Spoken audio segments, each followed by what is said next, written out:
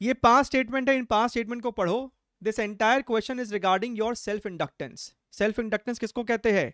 Capital L को कहते हैं सेल्फ इंडक्टेंस। यानी अगर आपके पास एक कॉइल है, अगर आपके पास कोई कॉइल है और उस कॉइल में कोई करंट फ्लो कर रहा है और अगर वो करंट चेंज हो रहा है तो ये एक ईएमएफ इंड्यूस करता है इस करंट के चेंज को अपोज करने के लिए।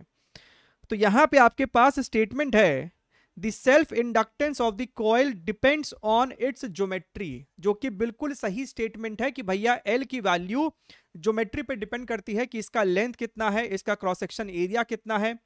Self inductance does not depend on permeability of the medium, ये गलत है। सेल्फ इंडक्टेंस आपको म्यू नॉट पे डिपेंड करता है, या फिर इसके अंदर अगर कोई और मीडियम है तो उस पर भी डिपेंड करेगा, तो ये आपको म्यू पे डिपेंड करता है।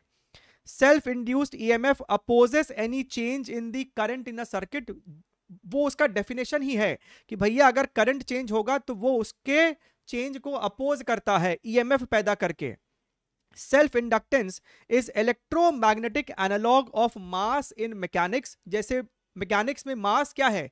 इनर्शिया का रूप है, वो किसी भी चेंज को अपोज करता है, तो यही काम आपका सेल्फ इंडक्टेंस का यहां पे है। Work needs to be done against self induced EMF in establishing the current, जो कि आपको बिल्कुल ही सही स्टेटमेंट है। बैटरी को एक काम करना पड़ता है to grow the current in the circuit which is work against the EMF induced across this solenoid, या फिर जो भी आपका कॉइल है। तो ए सी डी ई यानी ऑप्शन नंबर 2 आपका सही जवाब होना चाहिए।